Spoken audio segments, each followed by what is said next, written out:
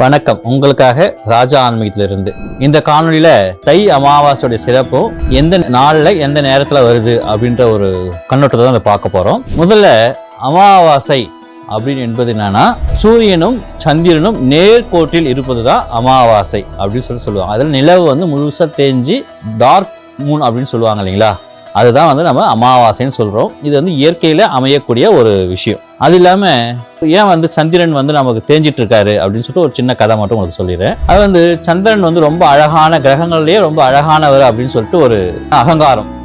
அது சந்திரன் ரொம்ப அழகா, ஏன்னா சூரியன் ரொம்ப பிரகாசம் உள்ளவன், சனி ஒரு கால் ஊனமானவன், அது மாதிரி சொல்லுவாங்க கிரகங்கள்ல. அதுல ரொம்ப அழகானவன் யாருன்னு பார்த்தீங்கன்னா சந்திரன் தான். சந்திரனுக்கு தட்சனுடைய மகள்கள்ல 27 மகள்களை சந்திரனுக்கு கல்யாணம் பண்ணி கொடுத்தாராம். 27 நட்சத்திரங்கள் தான் 27 மகளா தட்சனுக்கு பிறந்தாங்க. அந்த 27 மகள்களையும் சந்திரனுக்கு திருமணம் செய்து கொடுத்தாராம் தட்சன்.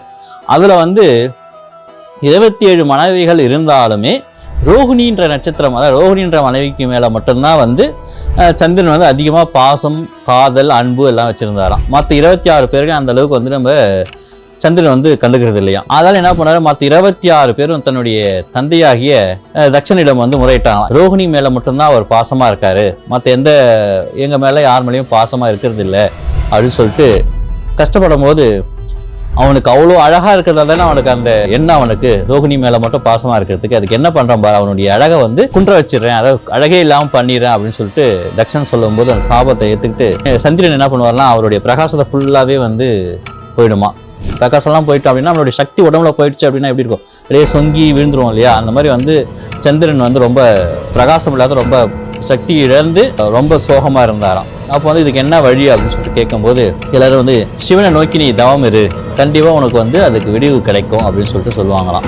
அதில் சந்திரன் என்ன பண்ணுவாரா, ரொம்ப சிவபக்தியில தியானம் பண்ணிட்டு இருந்தாராம். அப்படி அவருடைய தியானத்தை மெச்சி சிவன் வரம் கொடுத்தாராம். என்ன வேணும் அப்படின்னு சொல்லிட்டு கேட்கும்போது, நான் இழந்த ஒளியை பிரகாசம் திருப்பி நான் மீட்டுக்கணும் அப்படின்னு சொல்லும்போது, அப்படி பண்ண முடியாது, உனக்கு உடனே கொடுக்க முடியாது. என்னன்னா கொஞ்சம் கொஞ்சமா நீங்க வளர்ந்து பிரகாசத்தை அடைந்து பௌர்ணமி தினம் அன்று முழு பிரகாசத்தோடவும் திருப்பி கொஞ்சமா தேஞ்சி அமாவாசையா வருவே, அதாவது இருட்டாக இருப்ப அப்படின்னு சொல்லிட்டு சொன்னாங்களாம். அதுதான் நம்ம 15 நாள் வளர்ந்து திருப்பி 15 நாள் தேய்பிறை அப்படின்னு சொல்லிட்டு சொல்லக்கூடிய அந்த சந்திரனை பேஸ் பண்ணி தான் நம்ம சொல்றோம். இந்த அமாவாசை, பௌர்ணமி, இந்த நட்சத்திரங்கள், திதிகள் எல்லாமே சொல்லுவோம். அதுக்காக தான் இந்த சின்ன கதையை உங்களுக்கு சொன்னேன். ஸோ அந்த மாதிரி இருக்கும்போது அமாவாசை தினத்தில் சூரியனையும் சந்திரனும் நேர்கோட்டில் இருக்கும் நாள் தான் அமாவாசை. மாதம் நமக்கு அமாவாசை வந்தாலும், அது 12 மாதங்கள் இருக்கு இல்லைங்களா, 12 மாதங்களில் அமாவாசை வந்தாலும் மிக முக்கியமான அமாவாசைகள்னு பார்த்தீங்கன்னா வருடத்தில் 3 அமாவாசை. ஒன்று ஆடி அமாவாசை,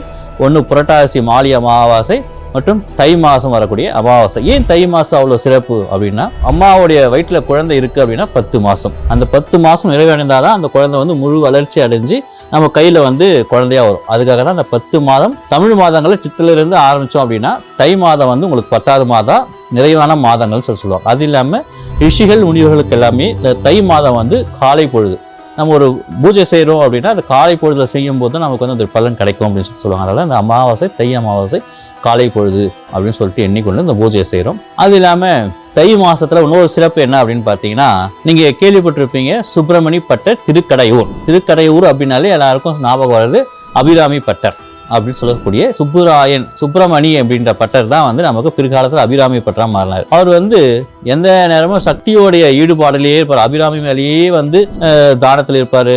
எந்த நேரமும் அவருடைய அபிராமினே சொல்லிட்டு இருப்பாராம். அப்படி இருக்கும்போது அந்த நாட்டை ஆண்டு கொண்ட இருக்க ராஜா எல்லாருமே சொல்லுவாங்க, ஒரு பெண்கள் ஒரு கோவிலுக்கு வந்தால் அவங்கள ஒரு மாதிரி பார்க்குறாரு, பைத்தியம் மாதிரி இருக்காரு, பித்து பிடிச்ச மாதிரி இருக்காரு, ஒரு பெண் கோவிலுக்கு வந்தாருன்னா அவர் காலில் விழுறதும் இது பண்ணுறதும் அப்படின்னு சொல்லிட்டாங்க. அவருக்கு நம்ம ஏதாவது ஒரு முடிவு பண்ணோம் அப்படின்னு சொல்லிட்டு அந்த ராஜா கிட்ட போய் நான் முறையிடும் போது நாட்டு மக்கள் சரி இதுக்கு ஏதாவது ஒன்று பண்ணலாம் அப்படின்னு சொல்லிட்டு நாட்டு ராஜா அந்த அபிராமி பட்டர்கிட்ட கேட்குறாராம், இன்னைக்கு என்ன திதி அப்படின்னு சொல்லிட்டு கேட்குறாராம்.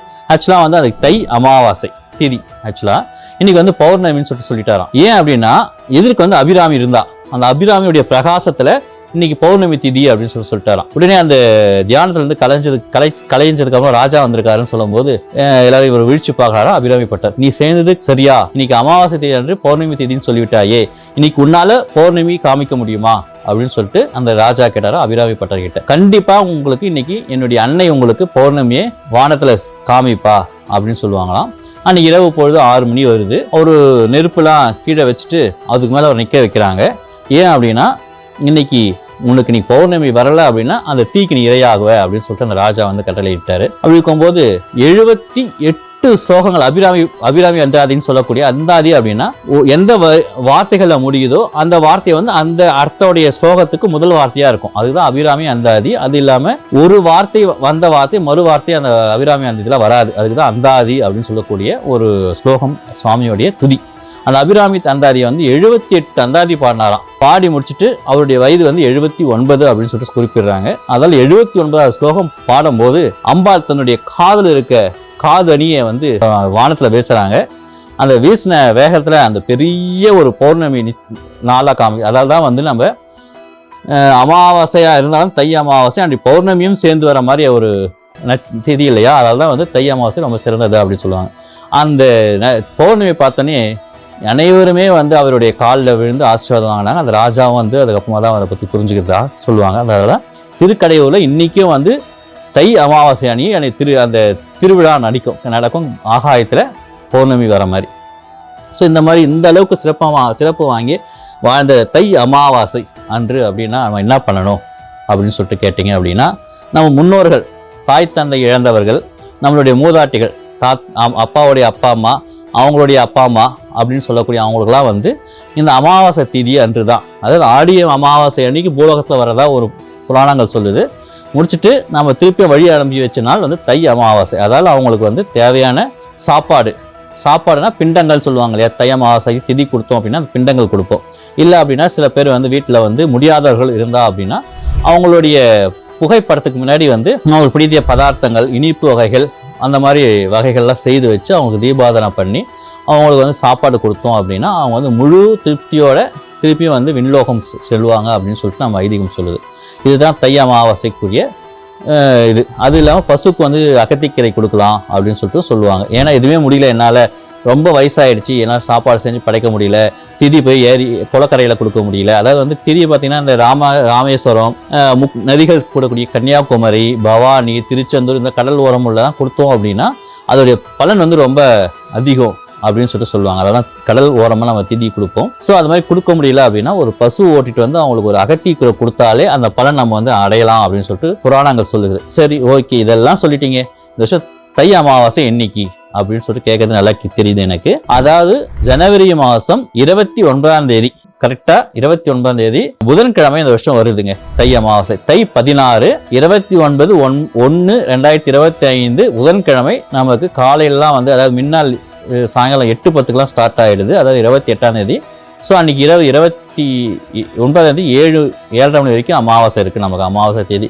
அதனால் 29ஆம் தேதி காலையில் எழுந்து வீட்டை சுத்தம் செய்து பூஜையை சுத்தம் செய்து நம்மளால் முடிந்த அளவுக்கு திதி கொடுக்க முடியும் அப்படின்னா திதி கொடுக்கலாம். ஏரிக்கரை ஓரம் கடல் ஓரம். இல்லை என்றால் அவங்களுடைய புகைப்படத்திற்கு நம்மளால் செய்ய முடிய உணவு வகைகளை செய்து வைத்து அவர்கள் வழிபட்டு பெரியவர்களுடைய ஆசி நம்ம பெற்றோம் அப்படின்னா வாழ்க்கையில 16 செல்வங்களும் பெற்று பெருவாழ்வு வாழலாம் என்பது புராணங்கள் சொல்கிறது, ஆதகம் விதியும் சொல்கிறது. ஆகையினால் அவர்களை வழிபட்டு அவருடைய பரிபூர்ண ஆசையை பெறுமாறு கேட்டுக்கொள்கிறேன். நன்றி, வணக்கம்.